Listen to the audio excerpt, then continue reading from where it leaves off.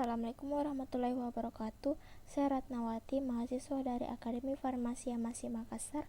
Saya akan menjelaskan tentang sistem endokrin. Sistem endokrin adalah sistem kontrol kelenjar tanpa saluran yang menghasilkan hormon yang tersirkulasi di tubuh melalui aliran darah untuk mempengaruhi organ-organ lain. Sistem endokrin disusun oleh kelenjar endokrin. Kelenjar endokrin mensekresikan senyawa kimia yang disebut dengan hormon. Hormon merupakan senyawa protein atau senyawa steroid yang mengatur kerja proses fisiologis tubuh. Fungsi sistem endokrin bertanggung jawab untuk mengatur berbagai fungsi tubuh melalui pelepasan hormon seperti metabolisme, tumbuh kembang, fungsi dan reproduksi seksual, tekanan darah, nafsu makan, dan siklus tidur. Kelenjar endokrin adalah penghasil hormon yang tidak memiliki saluran pengalir. Hormon yang dihasilkan akan disalurkan lewat aliran darah. Karena menumpang aliran darah, hormon tersebut bisa mencapai bagian tubuh yang jauh dari lokasi kelenjar tersebut. Kelenjar endokrin terdiri dari yang pertama, kelenjar hipofisis, disebut juga off gland karena menghasilkan bermacam-macam hormon yang mengatur kegiatan kelenjar lainnya. Berukuran seperti kacang polong, ini adalah penonjolan dari bagian bawah hipotalamus di dasar otak. Terletak di dasar tengkorak yang memegang peranan penting dalam sekresi hormon dari semua organ endokrin. Kedua, kelenjar tiroid terletak di leher dan mensekresikan hormon T3 dan T4. Yang ketiga itu kelenjar paratiroid terletak di leher dan mensekresikan parat hormon. Keempat, kelenjar adrenal.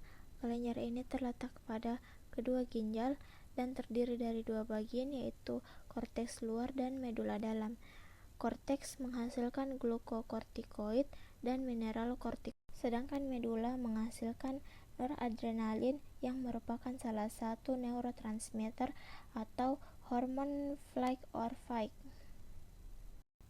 Kelenjar timus. Kelenjar timus terletak dalam rongga mediastinum di belakang ostrenum di dalam rongga toraks, warnanya kemerah-merahan dan terdiri dari dua lobus. Yang keenam, kelenjar pinealis adalah sebuah kelenjar endokrin pada otak vertebrata. Ia memproduksi serotonin turunan dari metalonin, sebuah hormon yang mempengaruhi modulasi pola bangun atau tidur, dan fungsi musiman terletak dekat pusat otak di antara dua belahan terselip di sebuah alur di mana dua badan talamus bulat bergabung. Yang ketujuh, kelenjar pankreas. Pankreas terletak tepat di bawah hati, adalah kelenjar endokrin yang bertanggung jawab untuk membuat enzim pencernaan dan hormon penting yang membantu mengurangi kadar gula dalam darah. Pankreas sering terpengaruh oleh penyakit dalam hati dan ginjal, namun gejalanya seringkali sangat lambat ditunjukkan. 8. Kelenjar kelamin. Kelenjar kelamin disebut pula dengan gonad. Meskipun fungsi utamanya adalah memproduksi sel-sel kelamin, namun kelenjar kelamin juga memproduksi hormon. Kelenjar kelamin laki-laki terdapat pada testis, sementara kelenjar kelamin perempuan berada pada ovarium. Hormon kelamin perempuan yaitu progesteron. Hormon progesteron berpengaruh terhadap siklus menstruasi dan ovulasi.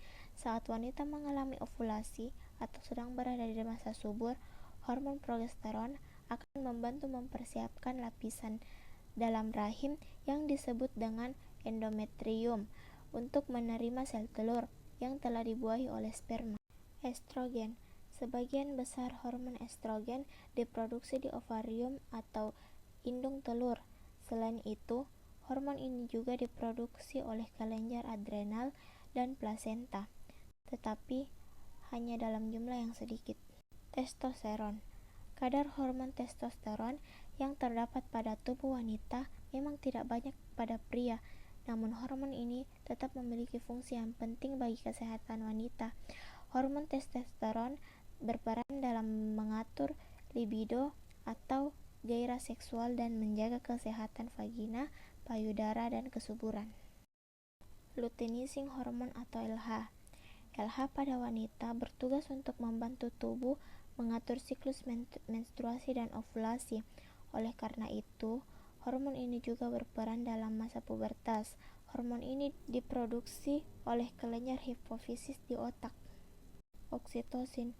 Hormon oksitosin yang diproduksi oleh kelenjar hipofisis di otak umumnya akan meningkat selama kehamilan, khususnya ketika menjelang persalinan. Fase menstruasi atau pendarahan. Fase keluarnya darah haid ini dimulai pada hari pertama menstruasi dan berlangsung sampai hari kelima dari siklus menstruasi. Beberapa sumber menyebutkan bisa berlangsung sampai hari ke-7 dan ini masih dianggap normal. Peristiwa berikut terjadi selama fase haid ini. Hormon progesteron turun drastis. Lapisan rahim luruh dan keluar dalam bentuk darah menstruasi. Darah yang keluar sekitar 10 mili sampai 80 mili. Pada fase menstruasi ini, Anda mungkin mengalami kram perut. Kram ini disebabkan oleh kontraksi rahim dan otot-otot perut untuk mengusir darah haid. Itulah tadi penjelasan saya tentang sistem endokrin. Kurang dan lebihnya mohon dimaafkan. Wabillahi taufiq wal hidayah. Wassalamualaikum warahmatullahi wabarakatuh.